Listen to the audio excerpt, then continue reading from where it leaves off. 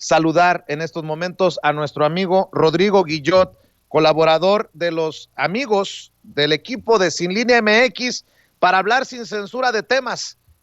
importantes. Querido Rodrigo, ¿cómo estás? Muy buenas tardes. ¿Cómo estás, Vicente? Muy contento. Oye, Rodrigo, pues vamos a hablar también de los procesos electorales en Ecuador, en Argentina, en México. Tú eres estudiante de Relaciones Internacionales, no solamente pues colaborador de Sin Línea MX, sé que este tema te apasiona. Échele desde su ronco pecho, querido Rodrigo. Pues mira, como ya sabes tú, en América Latina se está viviendo un regreso a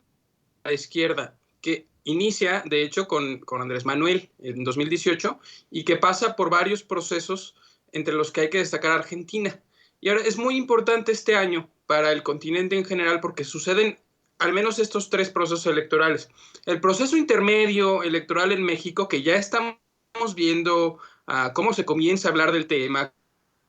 cómo se comienzan a dirigir ataques, a hacer defensas, a hacer precampañas, toda esta preparación. Bueno, lo mismo que está pasando en México está pasando allá en Argentina, en donde también va a haber una elección legislativa intermedia a mitad del periodo de Alberto Fernández y Cristina Kirchner. Y vamos a estar viendo cómo los pueblos, tanto de Argentina como de México, pues apoyan en qué medida al proceso. Y además, pues tenemos el proceso de Ecuador. En Ecuador sucedió que ganó un compañero como Rafael Correa y que a la sucesión de Rafael Correa pone a uno de sus miembros más importantes del gabinete, Lenín Moreno, y lo que hace Lenín Moreno es tomar el poder y perseguir judicialmente, acusó a ministros, a miembros del equipo, al propio presidente Rafael Correa, los acusó de corrupción, de lavado de dinero, de todas estas cosas que les encanta acusar a la derecha, a tal grado de que muchos incluso vinieron a México. Hay que recordar que cuando viene Rafael Correa a México hace un año, no, un poco más de un año, él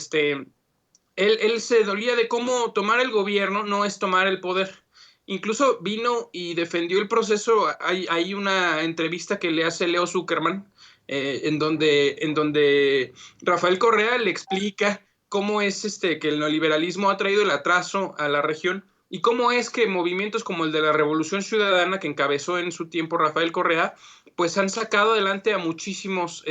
ecuatorianos y cómo es que sí se puede buscar nuevas vías para el progreso, para el crecimiento, para el bienestar en nuestros países. Y esto es una lucha que tenemos a diario, porque efectivamente tener el gobierno no es tener todo el poder, está el poder mediático, está el poder económico, está el poder extranjero e incluso adentro del país pues hay diferentes sectores sociales que no necesariamente están a favor del cambio y al contrario, buscan cualquier pretexto para golpetear. Y una de las cosas que reflexionábamos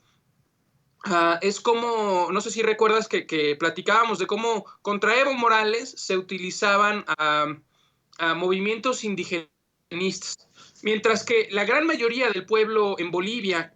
con Evo Morales como presidente, lo apoyaba y la gran mayoría del pueblo boliviano es indígena, se hace la primera constitución pluricultural, se reconocen los derechos de la madre tierra, que es una demanda de los pueblos indígenas, es la primera o segunda constitución que reconoce los derechos de la madre tierra, la de Bolivia, y la otra es Ecuador. Bueno, se toman a pequeñas comunidades,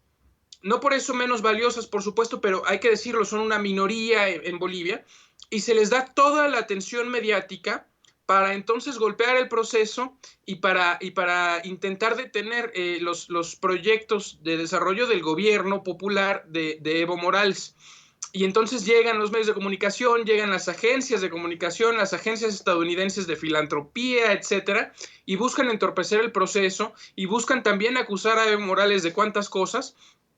de la mano de luchas legítimas que representa Evo Morales,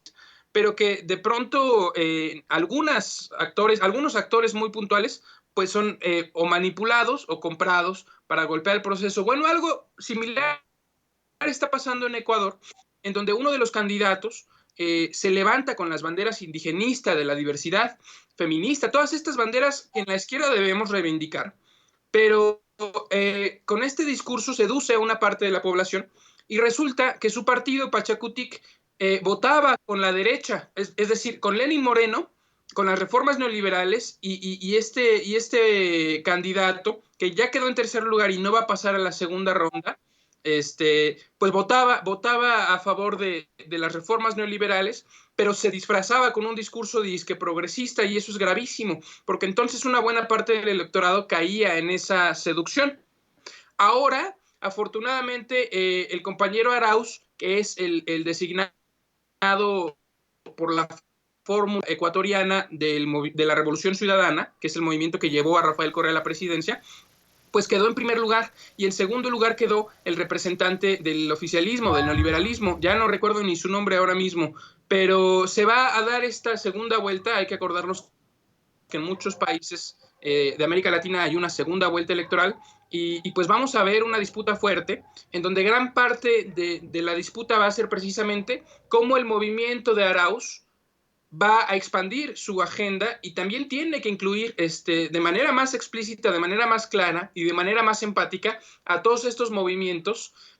que se estaban sintiendo seducidos, aunque no fueron mayoría. Una buena parte del electorado se sintió ampliamente seducido por el discurso disque indigenista, disque progresista, disque feminista, disque diverso, aunque votaba el neoliberalismo, ¿no? Y entonces ese va a ser un espacio muy interesante, y pues yo cierro la idea con que al final, si bien nuestras realidades nacionales pueden ser muy distintas en México, en Argentina, o en Ecuador o en Bolivia, que también mencionábamos como ejemplo, pues hay que recordar que la derecha se organiza de la misma manera y tiene las mismas tácticas y opera a través de los mismos conductos, que son los medios de comunicación que no varían su discurso, que son las tácticas que ya hemos discutido acá del Departamento de Estado gringo, de algunas empresas transnacionales que tienen presencia en todo el continente y que van a disputar. Es decir, si bien nuestros procesos pueden ser distintos, la oposición es la misma oligarquía, y la oposición utiliza las mismas estrategias y las mismas tácticas. Por eso es tan interesante que hoy, durante estos meses, vamos a ver pues tres procesos muy distintos, pero al final atravesados por tácticas y estrategias muy similares por parte de la derecha, y va a ser muy interesante ir analizando cómo es que se comportan los electorados en los tres países. A ver, mi querido Rodrigo, aparte de esto que estás mencionando, es muy interesante que ahora desde el Universal vayan a querer golpetear con el tema de Nicolás Maduro, ya que estás abordando estos temas de Latinoamérica.